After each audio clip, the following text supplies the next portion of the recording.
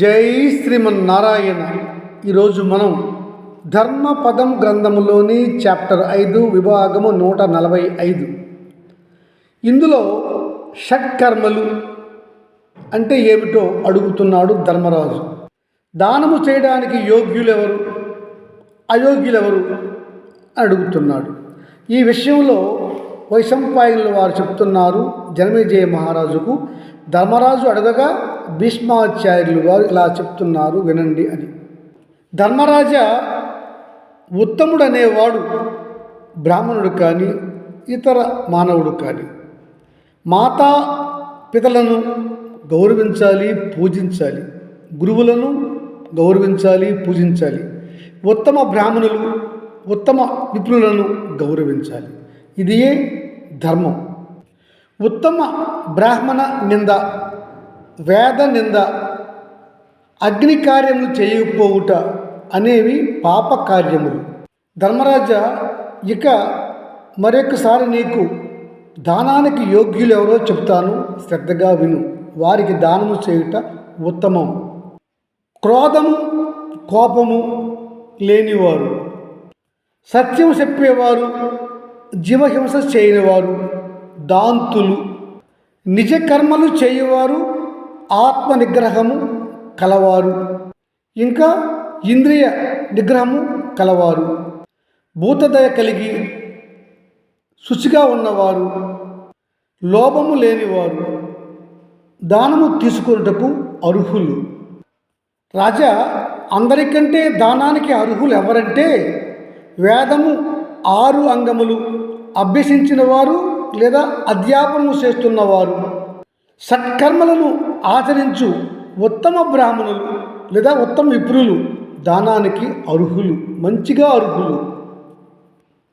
ఇట్లాంటి వారికి కనుక దానము చేస్తే అది సాధారణ మానవులకు చేసే దానము కంటే 1000 రెట్లు ఎక్కువ ఫలితాన్ని ఇస్తుంది. గొప్ప మేధావి, ఉత్తమ శీల సంపద గలవానికి దానము ఇస్తే ఆ దానము ఇచ్చే వాని వంశము కలకాలము నిలుస్తుంది. ఉత్తమ బ్రాహ్మణుడికి కానీ విప్రునికి కానీ దానము చేయుట మంచిది.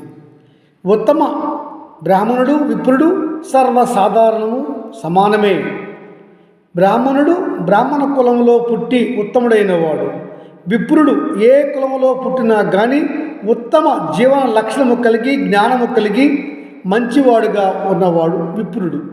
విప్రుడు అంటే మరొకసారి చెప్తున్నాను, విశేష జ్ఞానము కలిగి, ప్రజ్ఞ కలిగి, ఏ కులములో పుట్టినా కానీ ధర్మజీవనము కలవాడు విప్రుడు.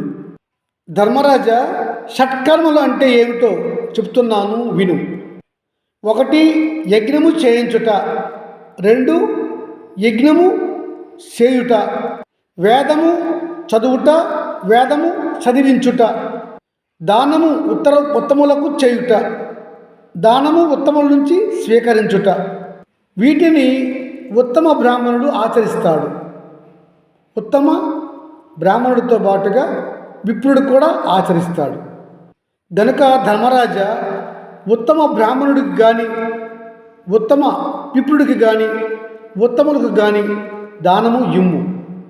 ధర్మరాజా, శాస్త్రం ప్రకారము మానవుడు ఉదయం పూట దైవాన్ని ఆరాధించాలి, అపరాహ్నములో పితృదేవతలను ఆరాధించాలి, మధ్యాహ్నము మానవులను పూజించాలి. ధర్మరాజా, కాలములో వేలాపాల లేనివాడు, శుచి శుభ్రత లేనివాడు అట్టివాడు ముట్టుకున్నది, ఎంగిలి చేసినది మంత్రపూతము కానిది, పురుగులు వెంట్రుకలు కలిగి ఉన్నది, పూజాతంత్రము లేనిది, ఇట్టి ఆహారాన్ని రాక్షసులు మాత్రమే స్వీకరిస్తారు. అందులోనూ అందరూ రాక్షసులు కారు, దుష్ట రాక్షసులు మాత్రమే స్వీకరిస్తారు. మనుష్యులకు, దేవతలకు ఉద్దేశించిన ఆహారాన్ని, ప్రసాదాన్ని దుష్టులు గ్రహించకుండా జాగ్రత్త పడాలి.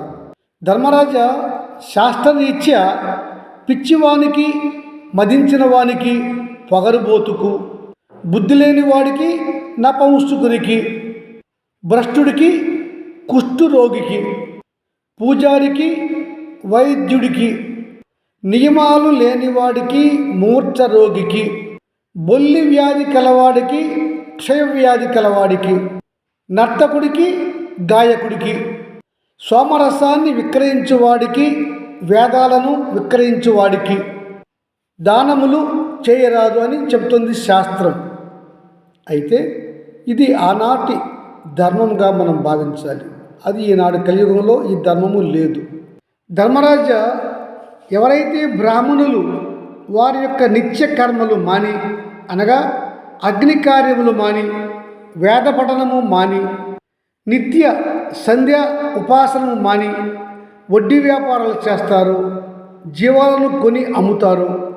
అట్టి బ్రాహ్మణులు పితృకార్యాలలో, దైవ కార్యాలలో దానములు స్వీకరించడానికి అర్హత లేదు అనగా అంటున్నాడు ధర్మరాజు. పితామహ, మరి పితృకార్యాలు, దైవ కార్యాలలో ఎట్టి బ్రాహ్మణులు లేక ఎట్టి పౌరులు దానములు స్వీకరించవచ్చును చెప్ప ప్రార్థన అన్నాడు. ధర్మరాజ, పితృకర్మలు, దైవ కార్యాలలో మనం చేసే దానములకు అర్హులు అన్నదానము చేసినవాడు, దొంగల వల్ల తన ఆస్తి సర్వము పోగొట్టుకున్నవాడు, తాను వ్రతాలు చేయడానికి యాచించేవాడు, తాను తన తల్లి తండ్రులను, గురువులను, భార్య బిడ్డలను పోషించుకోవడానికి యాచించేవాడు, తనకు ఉన్న దీర్ఘ వ్యాధిని పోగొట్టుకోవడానికి ప్రయత్నించేవాడు మనం చేసే దాన ధర్మాలకు అర్హుడు.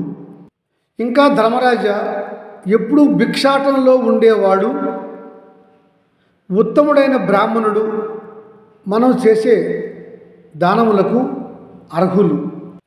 తాత, ఎట్టివారు పాపాత్ములై నరకానికి పోతారు అని అడిగాడు రాజు. ధర్మరాజు చెప్తున్నాడు పితామహుడు.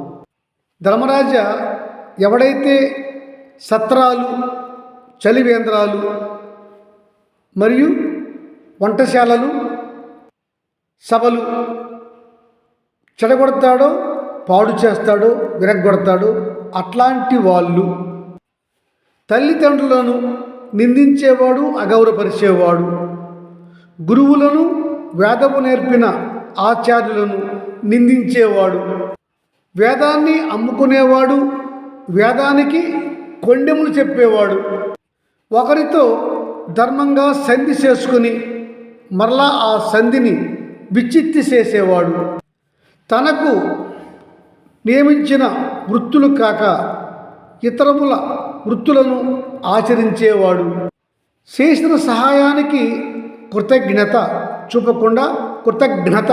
చూపువారు, పరస్థిలతో వ్యభిచారం చేసేవారు, మంత్రశాస్త్రాన్ని ధ్వంసం చేసేవారు, మదించినవారు అనగా మదించి ప్రవర్తించేవారు, అనాథలపై, బాలికలపై అకృత్యాలు చేసేవారు, ముసలివారిని, పేదవారిని హీనంగా చూస్తూ హింసించేవారు, వేద పండితులను, ఋషీశ్వరులను వంచుట, అవమానించుట మరియు వారిని భయ ఆందోళనకు గురి చేయుట లాంటి పాపములు చేసేవారు, తాను తెచ్చుకున్న లేదా వండిన మృష్టాన్నాన్ని ఇంటికి వచ్చిన అతిథికి పెట్టకుండా, తన కన్నబిడ్డలకు పెట్టకుండా తానే తినేవాడు లేదా భర్త భార్యలు ఇద్దరే తినేవాళ్ళు, పాపాన్ని తింటున్నవాళ్ళు, వీళ్ళందరూ కూడా నరకానికి పోతారు.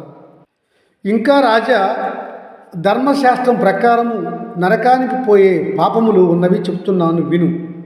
మానవులు సరిపోవడానికి విషాన్ని అమ్మేవారు, తాను ఎవరికి జన్మించాడు అంటే తన కన్న తల్లిదండ్రులను హింసించేవాడు, అగౌరవపరిచేవాడు, అన్నము పెట్టనివాడు, ఇంకా స్త్రీమూర్తి అయితే తన భర్తను అగౌరవపరిచేది, తన భర్తకు మోసగించి ఇతర పురుషుడితో రమించేది, తన సొంత అత్తమామలను అగౌరవపరిచేది, మారణాయుధాలను తల వెంట్రుకలను విక్రయించేవారు ఉత్తమ బ్రాహ్మణులను విప్రులను అవమానపరిచేవారు. కన్ని పిల్లలను గోవులను పైనుంచి దాటి వెళ్ళేవారు. గ్రామస్తులంతా తాగే నీటిని కలుషితం చేసేవాడు. గ్రామస్తుల అంతా తినే ఆహారాన్ని కలుషితం చేసేవాడు. మానవులు నడిసే బాటలో ముళ్ళు మేకులు వేసేవాడు. ఇట్లాంటి వారు కూడా ఘోర నరకాలకు పోతారు. ఇంకా రాజా తప్పుడు మార్గములో శాసనము కాకుండా వేరేగా ప్రజల నుంచి అధికంగా పన్నులు వసూలు చేసే రాజులు, పన్నులు తీసుకుంటూ ఆ దేశ ప్రజలకు రక్షణ ఇయ్యక, సౌకర్యాలు ఏర్పాటు చేయక, తాను వసూలు చేసిన పన్ను మొత్తము తన రాజభవనానికే పరిమితం చేసుకునే రాజు, తగు విచారణ లేకుండా, సాక్ష్యాలను పరిశీలించకుండా, ఆధారాలను చూడకుండా ఏకపక్షంగా విచారణ చేసి నిర్దోషులను దోషులుగా నిర్ణయించే రాజులు, పన్ను తీసుకుంటూ ఉండి కూడా రాజు ఆ దేశ ప్రజలకు ధనమాన ప్రాణాలకు రక్షణ ఇయ్యనాడు. ఇట్లాంటి రాజులు అందరూ కూడా నరకానికి పోయి నరక బాధలు అనుభవిస్తారు. రాజా ఆవు ముక్కుకి, ఎద్దు ముక్కుకి లేదా దున్నపోతు ముక్కుకి కూడా తాడు కట్టి లంకె వేసేవాడు ఆ జన్మలోనే అధోగతి పాలవుతాడు.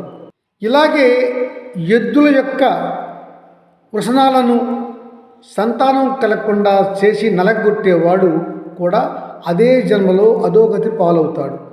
రాజా దారిద్ర్యంలో ఉండి తనకు రోగం ఉన్నా కూడా ఆ రోగ నివారణకు ఎవరిని యాచించకుండా ఉండేవాడు. ధర్మ భీతితో జీవించేవాడు. ఇంతకుముందు దైవాన్ని దూషించి తరువాత తప్పు తెలుసుకొని దైవాన్ని దూషించని వాడు. పూర్వము మద్యము త్రాగి తరువాత మద్యము మానేసిన వాడు. పూర్వము మాంసము తిని తరువాత మాంసాహారాన్ని పూర్తిగా మానేసిన వాడు. పూర్వము హింస చేస్తూ ఉండి అది తప్పని తెలుసుకొని ఆ హింసను మానేసిన వాడు. ఇలా పాపాలు చేసిన వారు మారు మనసు పొంది పశ్చాత్తాపముతో ఇంకా ఆ పాపాలను ఎన్నడూ జీవితంలో చేయకుండా ఉండేవారు స్వర్గమునకు పోవుదురు. స్వర్గ సుఖాలను చాలా కాలము అనుభవింతురు. ఇంకా రాజా స్వర్గమునకు కానీ మోక్షమునకు కానీ వెళ్ళే అర్హులను గురించి చెప్తాను విను. తల్లిదండ్రులను గౌరవించి పోషించువారు,